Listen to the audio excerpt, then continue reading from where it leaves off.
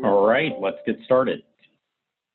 Welcome to today's webinar, What Employers Need Job Seekers with Disabilities to Know, presented by Disability Solutions. Today's webinar is geared towards job seekers and community-based organizations that work with job seekers with disabilities seeking tips to land that dream job. Before we begin, in order to reduce background noise, all participants are on mute. However, we will have a Q&A session at the end of the presentation. We encourage you to ask questions and don't be scared to share some of your experiences. You can ask publicly or privately throughout the chat feature in the presentation, and we will hold them to the end. At the end of the presentation, we will provide participants with our contact info if you wish to contact us directly. With all that said, let's get started.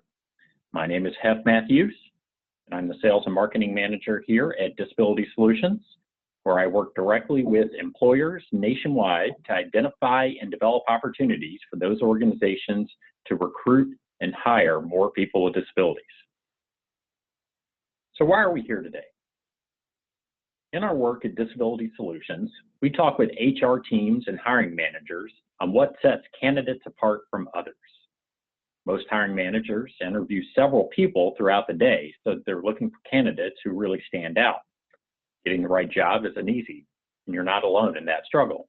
But in our work, we've seen what helps some candidates with disabilities find employment, and based on these observations, we created this presentation to show job seekers with disabilities that there are things that they can do to stand out. In our 6 years as an organization, Disability Solutions has helped almost 2,000 job seekers with disabilities find employment, many of which use the tips and best practices that we will cover today. Now, I'm going to introduce our speakers for today's presentation. Kevin McCloskey is the Director of Partnership Development at Disability Solutions, where he is responsible for coordinating relationships with federal, state, and local community partners to meet the talent needs of Disability Solutions employer partners. Kevin has worked the last 5 years with Pepsi on a comprehensive hiring initiative to attract and hire talent with disabilities for Pepsi beverages, which has resulted in over 1,400 individuals with disabilities hired by Pepsi. Kevin is a husband, father of 3, and is not ashamed of his admiration of Tom Cruise and, unfortunately, being a Raiders fan. Also presenting today is Keith Meadows, hiring and engagement consultant at Disability Solutions. Keith works with several Fortune 500 clients such as Aramark and Synchrony, and he seeks to bridge the communication gap that you frequently find that exists between community organizations serving job seekers with disabilities and the employers looking to hire those individuals, helping them find the best talent match for Disability Solutions clients' open roles. Keith lives with his wife in Indianapolis, and prior to Disability Solutions, he spent 12 years on the employer side as a hiring manager in the restaurant industry. Without further ado, let's begin today's presentation. Keith, Kevin? Thank you, Hef. Much appreciated. And thank you, everyone, for joining today's webinar. So let's start talking a little bit about our company, Disability Solutions at Ability Beyond. Our parent company, Ability Beyond, is a nonprofit based out of Connecticut and New York and has provided services to individuals with disabilities for over 60 years. Disability Solutions is a consulting arm of Ability Beyond, basically created to help employers implement a successful hiring initiative to attract, hire, and retain talent with disabilities. As Keith mentioned, as Hef mentioned, some of our clients across the country include Pepsi, Staples, Synchrony, Aramark, Aon, and more. Our motto here at Disability Solutions is changing minds and changing lives. We change the minds of employers through education, success stories, and proven methods, which results in changing the lives of job seekers with disabilities, turning into successful employees with disabilities.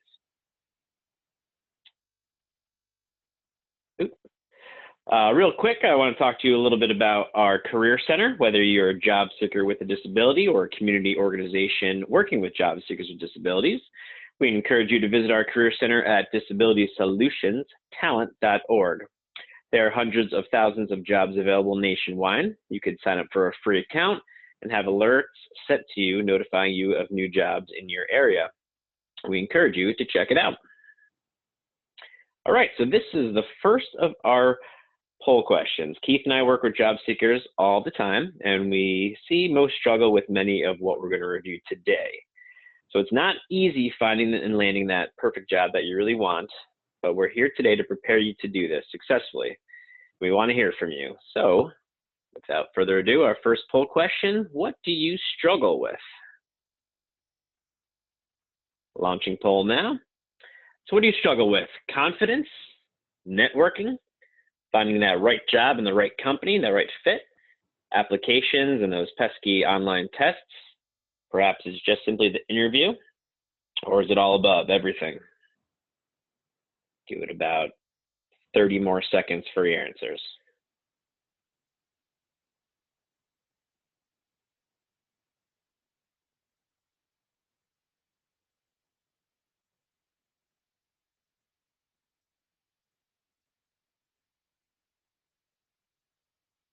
All right, 10 more seconds.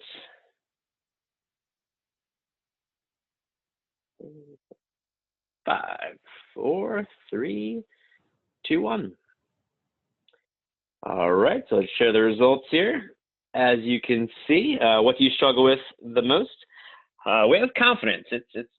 I see that, and with your job seeker with a disability or without, confidence seems to be something that people have trouble doing. Really talking about yourself and sharing information about yourself and your success could be pretty hard. So that's actually the number one thing we start working on with job seekers, is building that confidence, looking at your resume. What are your skills? What are your jobs? You know, how do you really go in again and sell yourself?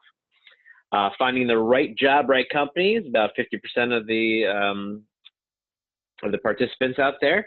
And then we're going to talk a little bit about that. You know, how do you find that right job that fits your skills, what you're interested, what you really want to do, and what kind of company fits you know, what you're looking for. Also, notable mentions: networking, application tests, the interview itself, and everything. So we're gonna, lucky for everyone out there, we're gonna cover it all here. All right, thank you for sharing. All right, let's get into it. All right, so talking to employers across the country, we usually hear the same things regarding interviews that they conduct. Most hiring managers, again, are interviewing several candidates throughout the day, so they're really looking for that candidate that stands out. Hiring managers have a few things they see in common that drive them crazy. Again, we work with employers across the country, hiring for entry level all the way to management, and they tell us the same things. First is a candidate who doesn't fully understand what the company does. So make sure you're doing your research on the company to show them you're interested in what they do and will love to be of value to their team. Second is candidates come in not knowing what job they're actually interviewing for. So if you don't know the job that you're going for, you probably aren't prepared to tell them why you are the best fit for that position. So make sure you understand the job you're going for. We also hear job seekers aren't interview or job ready. We believe interview ready really means you are, again, ready to go in and sell yourself that you are the right fit for the job. Every great candidate should be able to explain through their experience and skills why they are the best fit for that position. So make sure you're ready. We're also here candidates are getting to an interview who are not qualified. So before applying and interviewing, make sure you read the job description and the requirements to make sure, 1, you can do the job, and 2, that you would actually want to do the job. Most job descriptions do lack that depth of the day-to-day activities of those jobs, but they do tell you what to expect mostly and what qualifications are needed. So make sure you're doing your research to make sure you are a good match for that position. Lastly, we hear candidates come in underdressed. They say you only get one first impression, so we want to make sure you look good and look the part. We will get into appropriate chest wear in just a few minutes. The takeaway here is to make sure the job is a good fit for you and always go into an interview prepared to sell yourself. So let's dive into some tips for success. So about 50% of the participants in the room said confidence. They lack some confidence. So the first step we believe towards successful employment is to know your worth. The number one characteristic I see in most job seekers, disabilities or no disabilities, is that lack of confidence. Some job seekers that have some type of disability, they may have been out of work for maybe a long period of time. Maybe they've worked several part-time jobs or temping jobs. Maybe they haven't been through that formal interview. So it's a little harder to sell yourself on your skills and experience. So getting to know your worth starts with some confidence building. What I do is I have job seekers start by answering a few common interview questions. The first being, tell me about yourself. 9 out of 10 times, the job seeker goes into some kind of personal story, such as, I have 3 kids, I'm divorced, and I enjoy long walks on the beach. This information is not beneficial to the employer and beneficial for you to share. Most of this personal information could possibly raise a yellow or red flag right off the bat and derail a potentially successful interview. We all know the employer wants to hear is your work experience and your skills, and how those benefit their company and the position you're interviewing for. When you tell me about yourself, I want you to tell me about a few significant responsibilities and tasks you had in those positions that best relate to the position you are interviewing for. Confidence comes from the comfort and knowledge of knowing who you are as an employee and what experience you bring to the table. Therefore, it's extremely important to know your work history. I often hear when I ask this question, I was just a secretary, or I was just a waiter, or I was just a cashier. Those jobs require multitasking and interpersonal skills for the employee to be successful. So take a deep dive into what you did beyond just that title and explain to the interviewer the skills you are going to bring to their company. Practice your work history as if you're telling some kind of short story about your life, but only includes your work life. Once you're comfortable with that story, you can edit it and add in points on why those skills match the job you're interviewing for. Once you're comfortable knowing your worth, you'll be confident to go in and have a successful interview. So finding the wrong job. When I ask potential job seekers, what kind of job are you looking for, or why are you interested in this position, I often hear, I just need a job. Way too often do I hear this. Although the statement may be true, and you need a job to pay those bills, you really need the job that's going to be right for you. So make sure you are setting yourself up for success in your job search. Remember to always apply and interview for jobs you are qualified for and would be successful at, not just any job out there. I also hear, I'll do anything. Most likely you won't do anything, and you'll end up leaving that position, or you'll get stuck in an unhealthy work situation. Instead of thinking you'll do anything, how about what would you be interested in doing, and what would you be successful at? If you don't like working fast food, or you don't like kids, you shouldn't be applying to those positions. If you have a starting wage requirement, then stay away from those lower paying jobs. Whether you really need a job now or simply looking for a career change, make sure you are really targeting the right jobs and industries that match your qualifications and you would like to do. If you're possibly making a career change, make sure you know and can confidently explain why and what you have to offer. Again, make sure you're always matching your skills and your experience. I'll repeat that several times throughout the webinar. Make sure you're matching your skills and experience to the position and the company you're going for. If you can, you're a right fit. If you can't, there probably is another candidate that can. So now that you know how to find the wrong job, let's find that right job. All right, so what do you really want to do? Again, what are you good at? What have you done in the past that interests you? Do you hold any special certifications or licenses or trainings? I myself always target companies that somehow help people and make their lives better.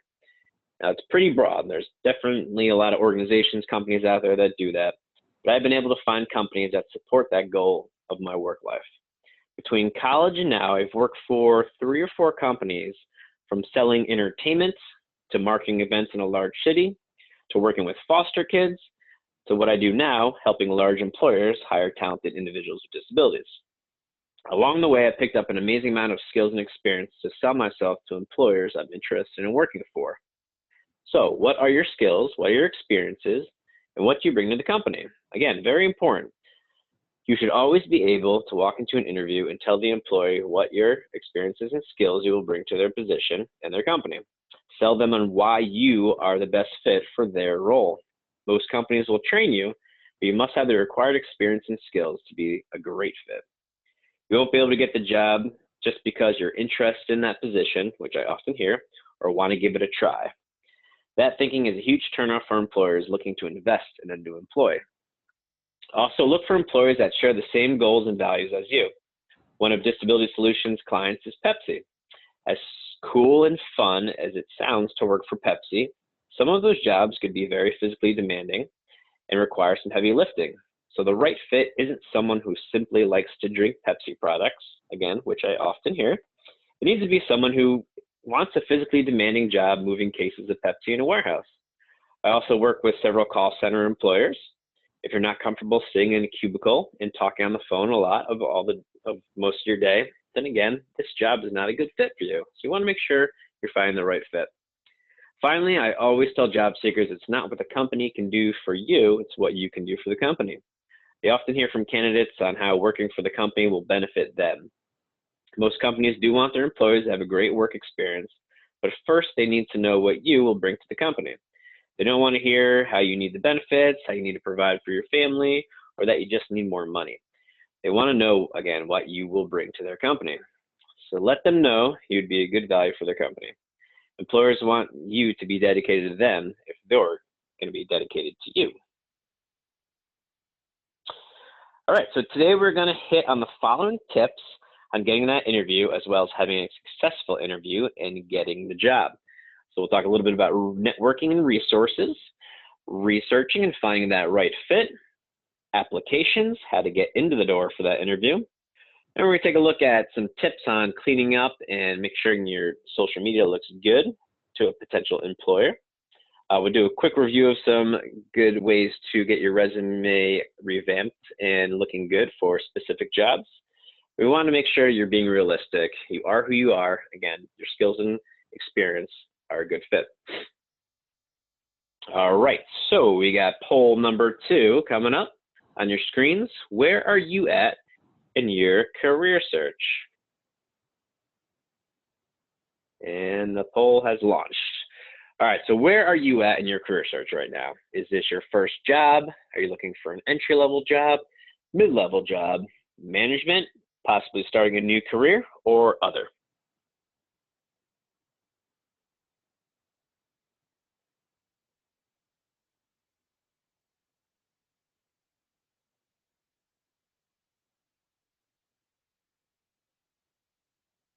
Give it about 10 more minutes, or 10 more seconds.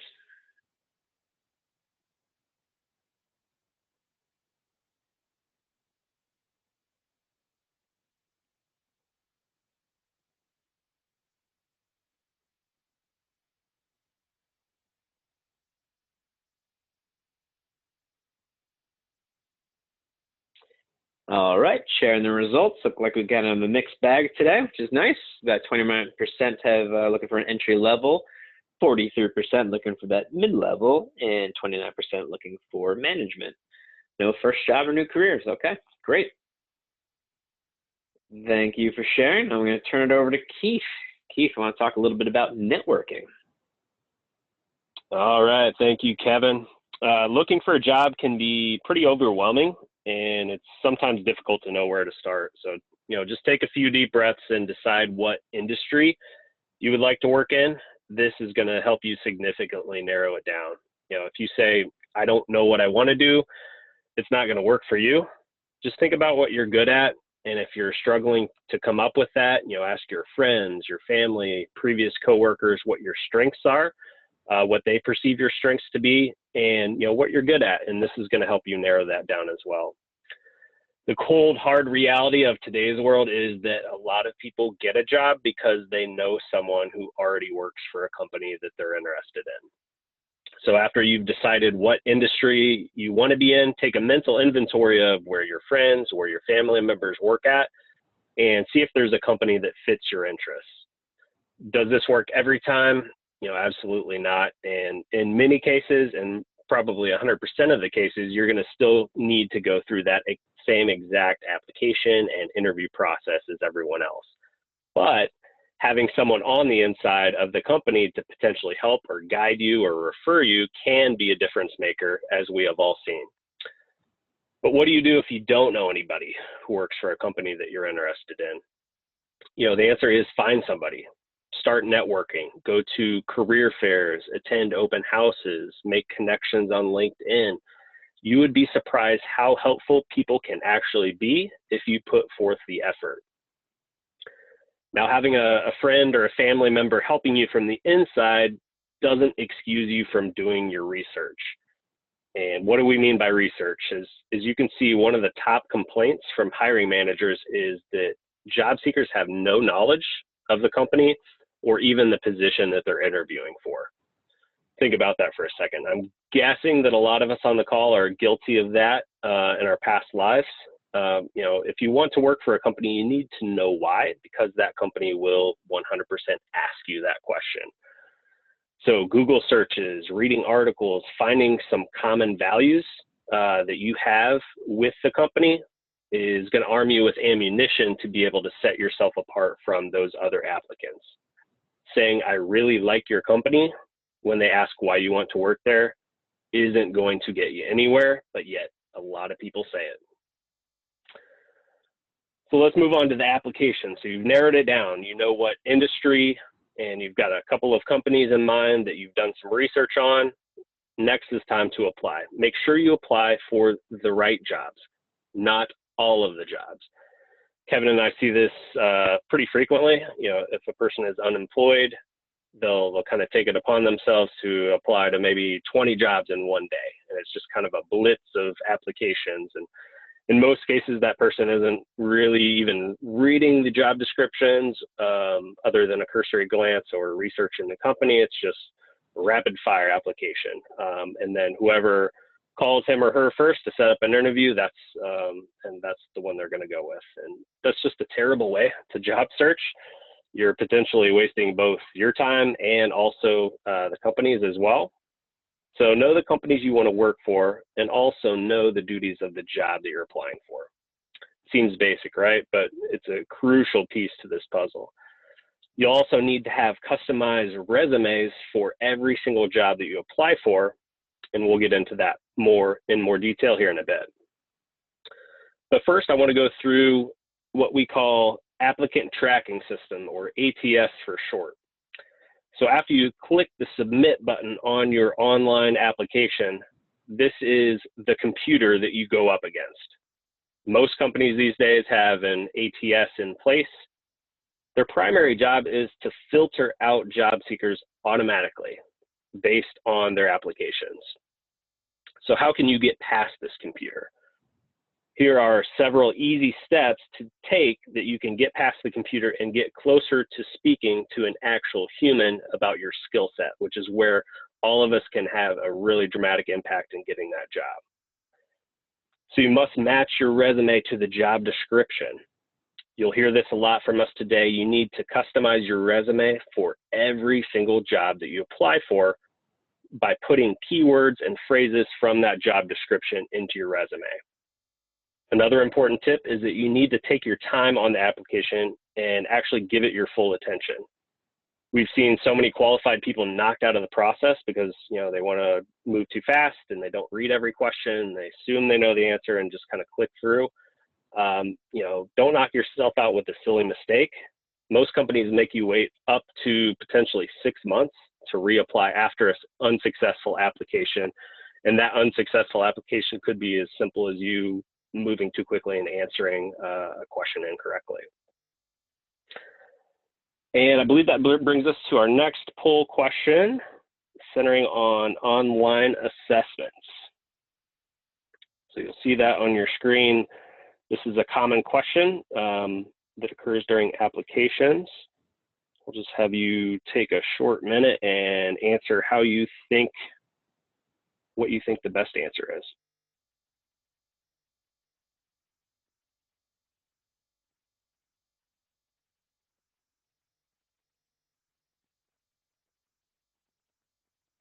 So again, the question is, how often do you do great work? All of the time, most of the time, almost never, or never?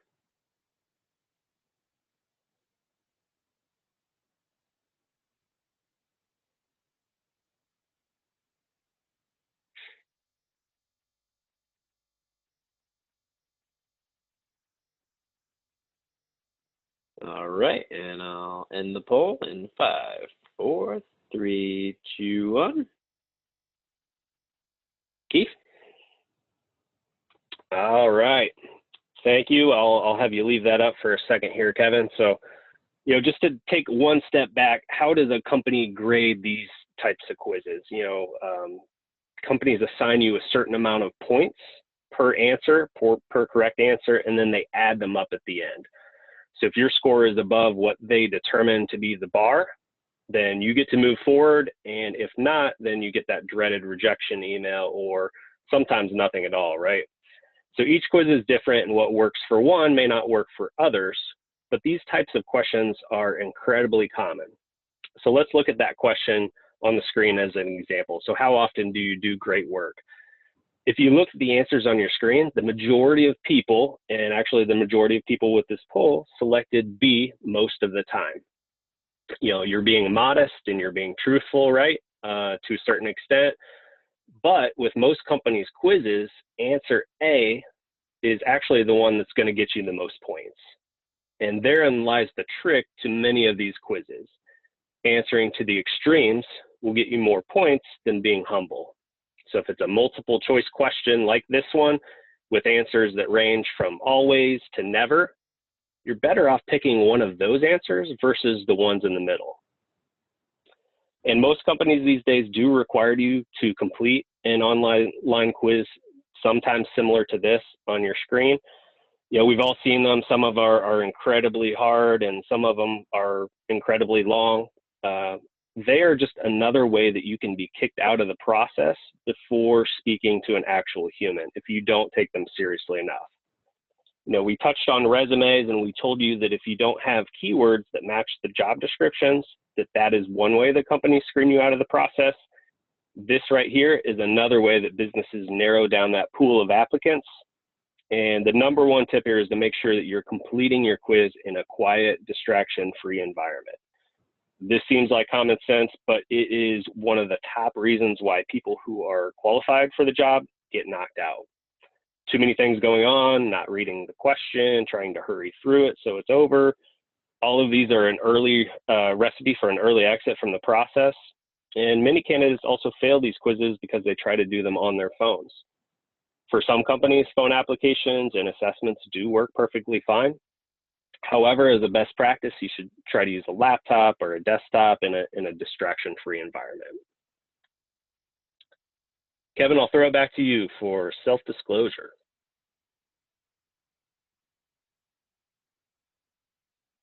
Thank you, Keith.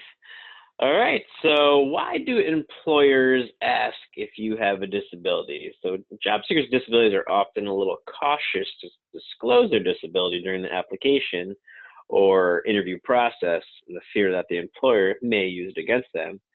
So Keith, should this be a concern? Kevin's right. So at some point during the application, it's pretty likely that you're going to get that question that asks you if you have a disability or not. And we want to touch on why you get asked that question and why you should feel comfortable answering yes if you are a person with a disability. So first, the why. You're not getting that question because the company you are applying, you're getting that question because the company you're applying with is a federal contractor, which means they do business with the US government, and any business that works with the government is required to have a workforce that looks like the American population. So long story short, companies need to and want to hire people with disabilities. If they do not, they could be audited and fined large amounts of money by the government agency, the OFCCP. Many people think that by saying, yes, I have a disability on the application, that it will actually be used against you in the hiring process, and that it shows up on that hiring manager's desk with the application. This is not true. And it's a complete myth that has been kind of perpetuated. Did it happen potentially in the past? Quite possibly. But these days, companies have firewalls around that information. Very few people within an organization actually are able to view that information. So checking yes will have no impact on whether you get that job, but checking yes can also help people with disabilities as a whole, because it can make companies who currently aren't doing enough disability hiring and outreach step up their game. Because if they have lots of people with disabilities applying and few are getting hired, that company can face audits and fines from the government, and also some pretty negative press and attention, as we have seen. Shifting gears to everybody's favorite topic, social media. I'm sure everybody has their accounts, but social media today, in today's job seeker environment, can also make or break you, whether you know it or not. Most of us are lulled to sleep a little bit with, thinking certain things that we post on these accounts are mostly private, right? Friends or family can see it, and we don't spend too much time worrying about it. But I'm here to tell you, if you already did not know, that hiring managers can and will view your social media accounts. This can also be the reason why you don't get the job. So stay away from controversy. Check your social media privacy settings before you begin your job search. Make sure your profile photos are not of something obscene. Make sure your tweets, your blogs, your posts do not paint you in a negative way from an employer standpoint if they were to type in your name and check. Another great tip is to have someone you are currently not connected with on the social media platforms check your accounts from a public standpoint to see if there's anything potentially negative that employers can see. If you still don't think employers check social media, I would just invite you to do a quick Google search, and you can see all of the stories of the many employees who have been terminated for social media mistakes. And just a quick example on my end, I was a hiring manager for 12 years, and I remember I conducted an interview with a gentleman who left me on the fence. He wasn't quite a yes and he wasn't quite a no. So being a millennial, an older millennial, I typed his name into Facebook and the profile photo came up. It was clearly the person who had just left the interview, and he was surrounded by drug paraphernalia in that photo. So as a hiring manager, I'm sure you know what I did. He did not get the job. But the moral of the story is make sure you know what's out there on your pages and don't knock yourself out of contention for a job because of a social media mistake like this. We'll move on to resumes. Resumes are always scary to a lot of people. How do you fit your whole life's work onto a sheet of paper that lets employers know that you're the right person for their job? You aren't alone. Many people struggle with the resumes, and there's literally thousands of ways that you can make a resume, right? We aren't here to tell you what is right or what is wrong, but we want to give you some tips that give you the best chance to get an interview. The first thing we need to understand is how most companies use resumes when you click that submit button. We touched on this a little bit earlier, but companies use applicant tracking systems, which is a fancy word for computer. A computer that scans and looks at your resume and sorts you as a yes or a no based on those matching keywords between your resume and the job description. That right there is the secret. So to make it past that computer with your resume and get to an actual human, your resume needs to closely match that job description. This is where most of us go wrong. To be successful with your resume, you need to customize it for each job. And have you ever applied for a job and you've never heard back? This is one of the most common reasons why.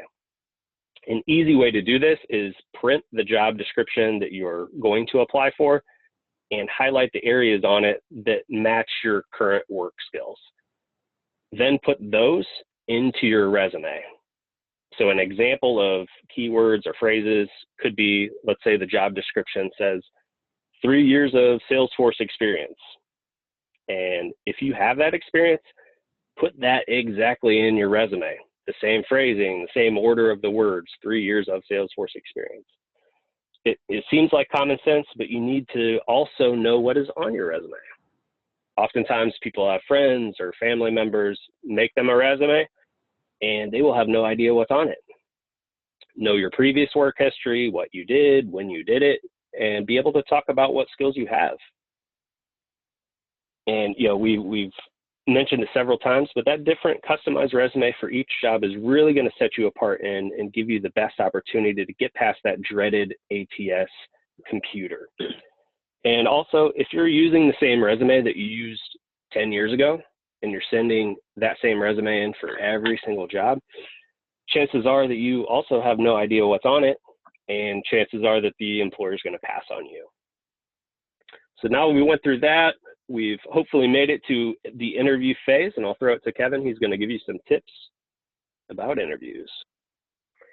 Thank you, Keith. All right, so now that you know what type of employment and employer you're looking for, you clean up your social media, you found a few dream jobs, you applied and somehow you made it past those pesky online assessments and you finally landed that interview. So let's make sure we nail that and get the job. One of our best interview tips I've heard was to think of every question you are being asked as, why should I hire you? So every question they're asking, you should be able to tell them why they should hire you. If that's the case, every answer, again, should, give that hiring manager that answer of why you are the best candidate. So let's start with set. A great way to answer questions like, tell me about yourself, or why are you interested in the position, is using the set structure. As we've been reinforcing throughout this presentation, you want to continue to discuss your skills, experience, which includes the time you spent on these previous jobs. Remembering the set structure will help you hit on all three topics when explaining how you are a great benefit to employers. So tell me about yourself. As we discussed a bit earlier, that's the first test I usually, and most interviewers, will throw at you. Now, when I make this request, I often hear information, again, that really isn't any of my business and doesn't tell me about the individual as a potential employee. Employers don't want to hear your personal business or your favorite type of food. They want to hear the skills and work ethic you're going to bring to their company. Remember, you're selling yourself as an employee. Put yourself on the other side of that table and think about how personal information can be heard sometimes. If you're talking about, how you have 3 kids, it might sound like a candidate may call out if her kid gets sick. Tell me about yourself is your opportunity to sell yourself as an employee. This is the moment that is perfect time to tell your short story of employment by hitting on your skills, S, your experience, E, and time, T. Then closing with a wrap-up line such as, and that is why I think I would be a great fit for this role. Always remember to summarize and hit on information that connects to the current position you are interested in and applying for. Let's say that you're going for a warehouse role. A great answer could be, in my role as a warehouse associate at X company, I was in charge of pulling orders up to 40 pounds and loading them onto a truck in a certain amount of time. I know this role that I'm going for right now requires a lot of heavy lifting and getting orders out as well. So with my 5 years of experience in that role, I know I have the skills and experience to be successful at Y company. This is a quick answer that provides your skills, experience, and how you would be a good fit for that role. Compare that to an answer that I typically often hear, which is, I'm 45, I've worked in the warehouse world for a little bit. In my spare time, I like to play video games, and I really want to work for your company because I really need a job at the moment, and I like your company. We hear it all the time. So constantly brag about your skills and experience with every answer you got. You're talking and selling about yourself, so make sure you're doing it right. All right, so why are you interested in blank position or blank company? Another question typically asked is that. As mentioned, we hear employers' frustrations that the candidates know little or nothing about the job or the company. So this is another opportunity to show yourself and sell yourself how prepared and serious you are about this position in the company. When speaking to job seekers interested in working for Pepsi, I would often hear, well, I really like to drink Pepsi, so it'd be really great to work there. When the answer I really was searching for is, Pepsi is a very well-known and reputable company. The two things that stand out to me are the opportunity to grow within the company and possibly into their other brands such as Gatorade and Frito-Lay. The other is they're environmental conscious about their new products and like to reduce waste. So working for a company that is stable, provides me the career growth opportunity, and share the same beliefs as me, that's a company I'm excited to work for. As far as the position itself, I not only have the skills as a former sales rep and background to be successful, it is something I would truly enjoy doing and believe I would be a great fit. Huge difference there. So if you're going for a customer service role and you were a cashier or a waitress or a waiter, address that you have those 5 years of making sure the customer experience was the best at the store or restaurant you worked in. And what did you enjoy about that the most? These examples show the hiring manager that the type of employee you will be. So make sure it's a great example in the sell. Use this opportunity to compliment the company and bring back the sell on why you are the best qualified candidate for this job. So behavioral-based questions. We've all been to interviews when we are asked some of these questions that make us hesitate a little bit. Those tough questions like, what is your greatest weakness? Or tell me about the time you failed or made a mistake. Or how did you deal with a difficult coworker or customer? These questions are behavioral-based questions, and they are designed to find out how you will respond to different work situations and relate those skills and use your experiences you will see in your new positions if you choose to answer them correctly. Today we'll empower you with the skills to answer them utilizing the best way possible to impress these employers, the STAR method. So if you're not familiar with the STAR method, it is your tool to successful answer, therefore, in a successful interview. Utilizing the STAR method helps you clearly and effectively structure the best answer for the question that is being asked. So let's take a look. The S stands for situation. You want to set the scene. What is the background of the story? What was your job, the company? The T stands for task, the task that needed to be completed. Describe what you or someone else needed to do. Maybe you had to load a truck by a certain time or deal with a customer complaint. So remember, what was the task?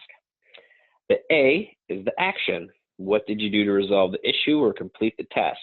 Did you come up with a better solution to load that truck faster? Were you able to take action and help that customer? What did you do? Make sure your answers and examples are positive. Telling a hiring manager you went to your manager, you're basically telling them that you're not able to solve an issue on your own, and we hear that a lot. The R is the result. What happened as a result? Again, we want to make sure that this outcome is a positive one, such as, my team was able to get the truck loaded and out to deliver before our deadline, thus satisfying our customer's request. Or, I was able to calm down the customer and resolve her issue, and she left happy. So let's review real quick. S is the situation. T is the tasks needed to be completed. A is the actions you did to resolve the problem. And R was that positive results. When answering behavioral-based questions, have the STAR method in your head as you walk through the answer to the question, and you'll be sure to paint a perfect story for the interviewer. Remember to think of your answers as those short stories you're telling, utilizing the structure of the STAR method. Here are a few tips to help you become that star. Make sure you use real stories. You've lived through these experiences, so they should come off as a story you're telling. Paint the picture on how you took that negative situation and you turned it into a positive one. Employers want to hear how you were the one who helped the positive outcome. Keep it brief and relevant rather than rambling on or listing everything you've ever done. Remember, most hiring managers are interviewing several people a day, so you want to stand out and not lose their attention. Happens to me all the time, and it's hard to really understand what the meat of the answer really was. All right, interview examples to not get hired.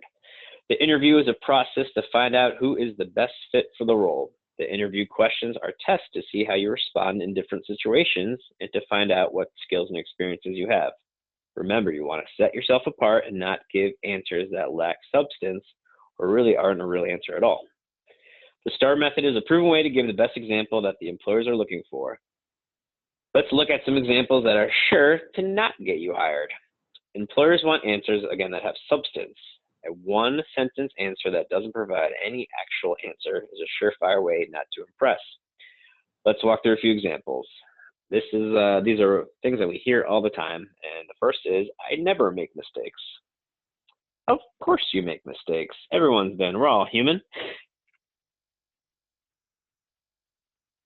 I'm sorry.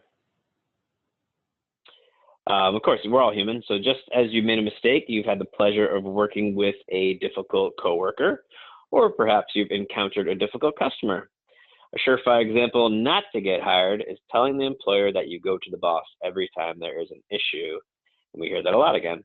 Employers and managers want to know you are the one capable of handling issues on your own and can work or deal with minor issues. You can you can work or deal with those minor issues. And as we mentioned earlier, please don't sell yourself short as just saying you are just a waiter, just a cashier, or just something else. No matter what the job was or the company you're working with, it was important and you did so many tasks. So use those jobs and skills to talk about yourself and how those skills make you the right fit for that position. Again, stay away from that personal information during your answers unless it's relevant to the job. Finally, it's not what you can do for the company, it's what can the company do for you, it's what you can do for the company. So throughout the interview is a great way to end the answer with those positive skills and experience. I believe I would be a great fit for this position. You always want to end your answer with a wrap-up sentence like that. With those skills and experience, I believe I'd be a good fit for this position.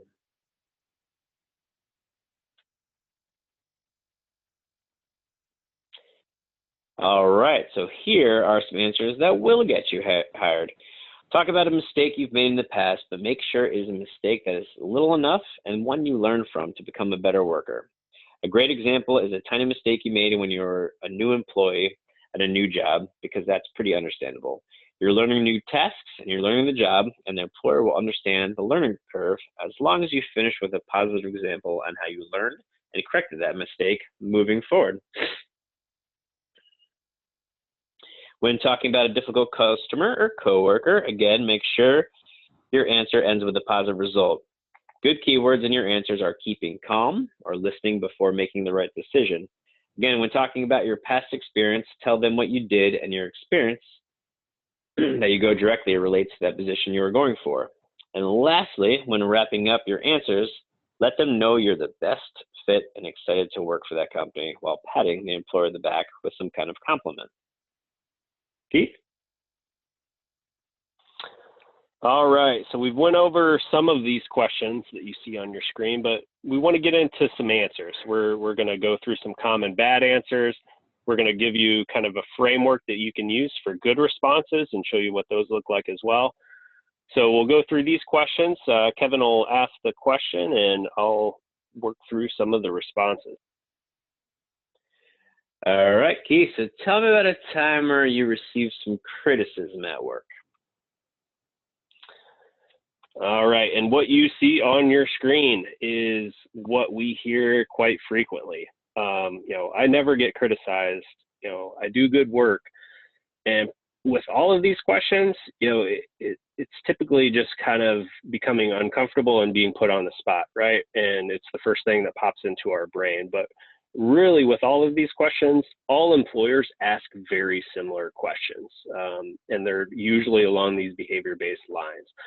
So what we encourage you to do is kind of jot down these questions, and you can also jot down your responses and stories and times that happen to you.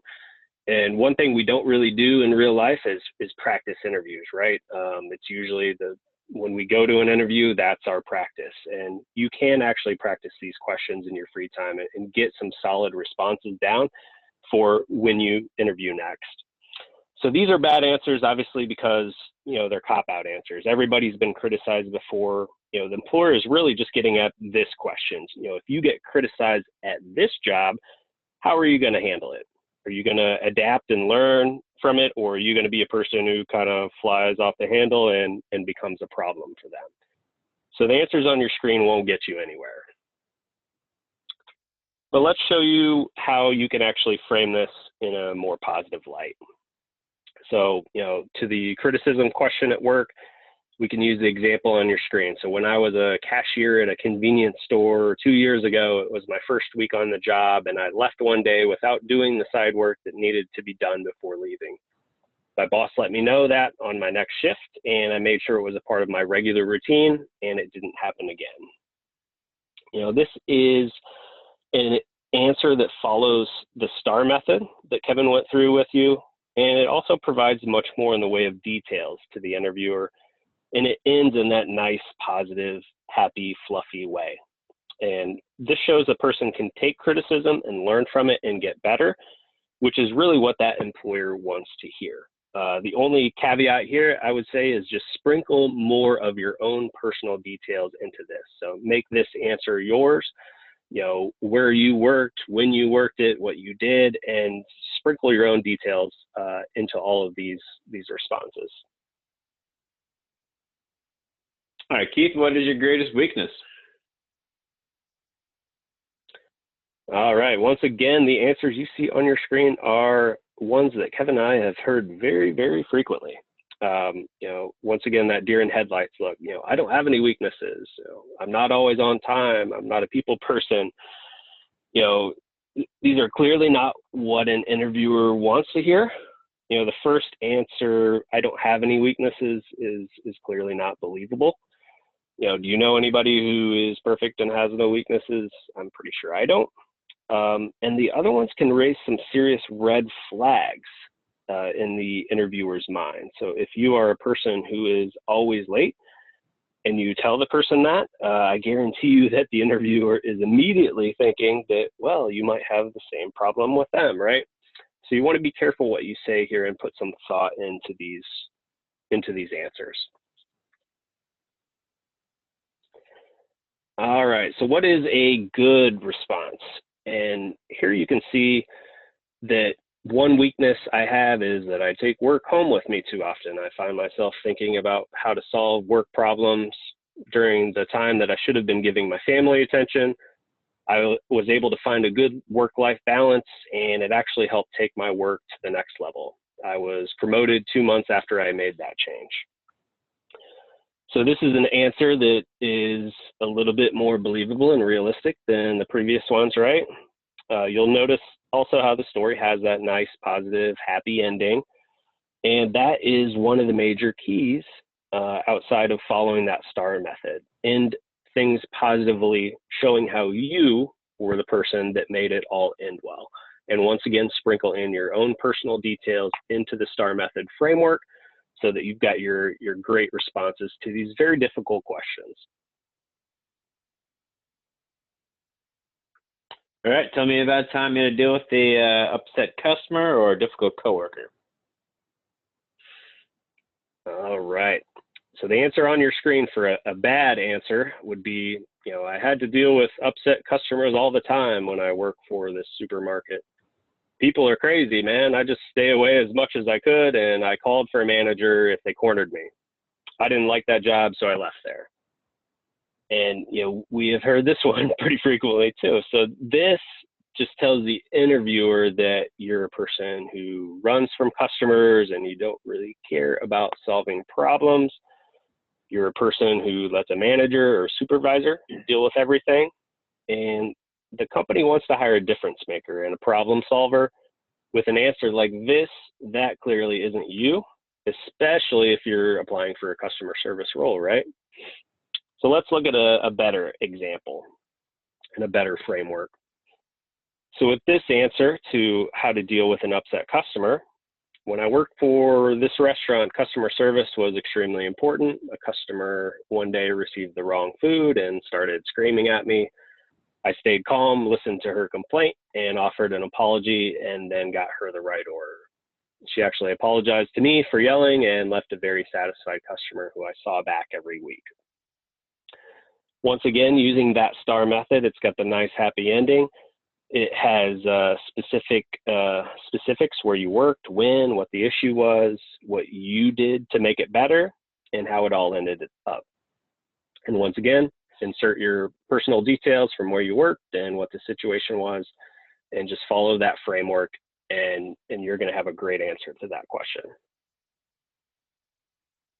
All right, Keith, so let's talk a little bit about phone interviews. Pretty common these days, but not always required. They also can be pretty awkward, so again, be prepared. First thing to remember is they cannot see you, so you're allowed to have everything in front of you for support. Don't simply read from your resume or a script. Make sure to remember to know your resume, know your work history, so you can easily speak to it and how it relates to the position you're interviewing for. Remember, you're telling that short story of your past employment and how you're the best fit. So phone interviews are used to weed out candidates, so you should still be prepared to blow them away with all the tips we talked about. Phone interviews can be a time where employers ask about why you left a previous employer or gaps in your work history, if you have them.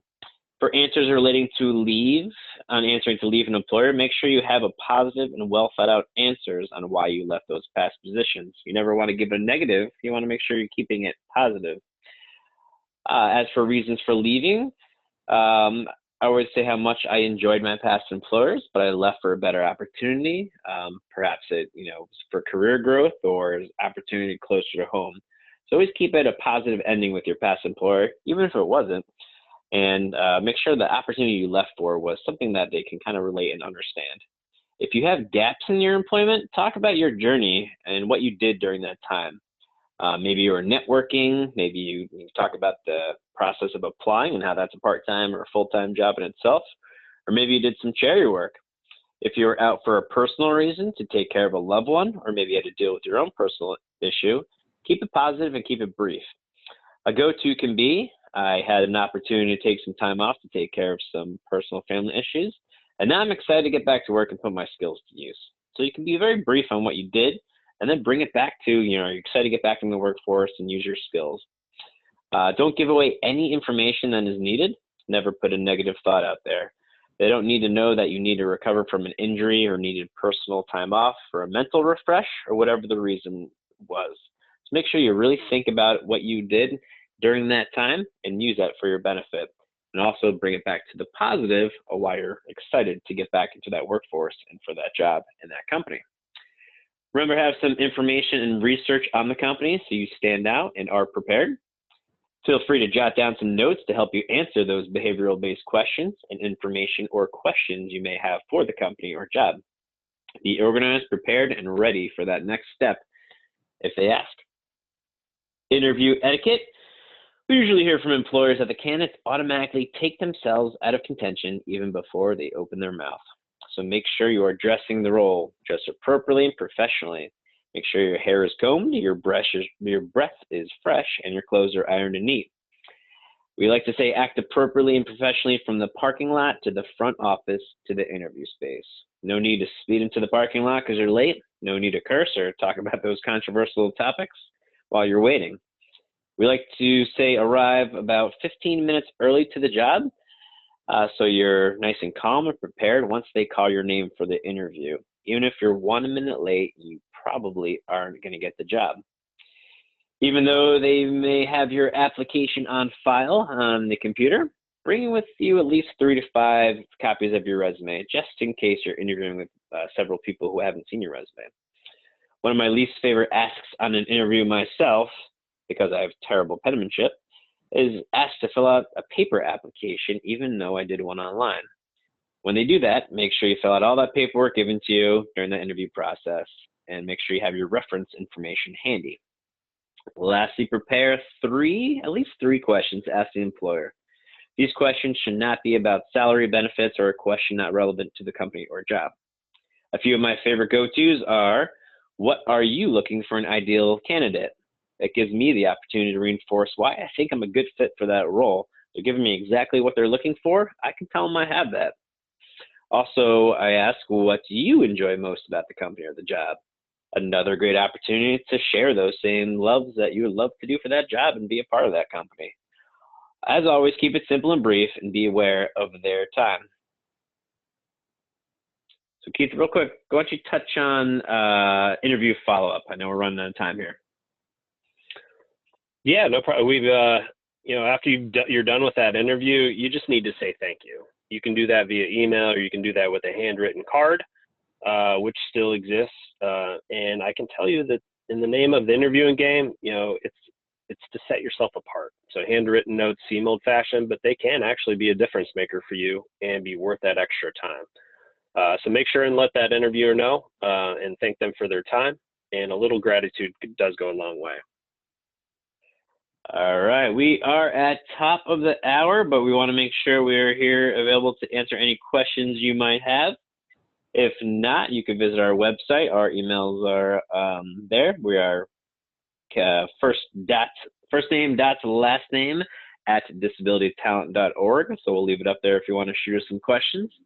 I do see we have 2 questions, and again, we'll stay here for you to answer any questions you might have. One question, Keith, this one's going to you. In reference to resumes, what is considered a professional field? Yeah, actually with, professional field, I think the EEOC kind of defines it as requiring a college degree or some sort of certification. And, with respect to resumes in general, I just want to kind of take a different tack there. And what we see is job seekers, if they don't think a job is, quote unquote professional, they'll really won't spend the time on their resume. And it becomes more of just a box to be checked. And those candidates usually get screened out of the process by those applicant tracking systems. And they may have the skills and what's required for that position too. So even though, professional jobs do require some sort of typically certification, we like to advocate for every single person completing a resume, put the time and effort into matching it to that job description. The worst thing that, Kevin and I hear is, I don't have a resume and, I'm just going to do my application without uploading it. And, we kind of cringe when we hear that. So, Kevin, I'll throw it to you for any additional thoughts on that. I know those are some pretty common ones that we've seen. Yeah, no, I think you covered it. I hope that answers your question. If not, please let us know. Don't forget you can ask questions on the Q&A button. Please feel free. I got one right now. Are employers receptive to providing reasonable accommodations? Another great one. You put the right word in front of there, reasonable accommodations, which is great. So we found out that, to be honest with you, companies are afraid of the word accommodation, and they often forget the word reasonable in front of it. But our job here at Disability Solutions, again, is changing minds, changing lives. And we use changing minds to talk about accommodations. We work with employers and we do what we call dispelling fear and stigma. And that accommodations constantly is the #1 concern of employers.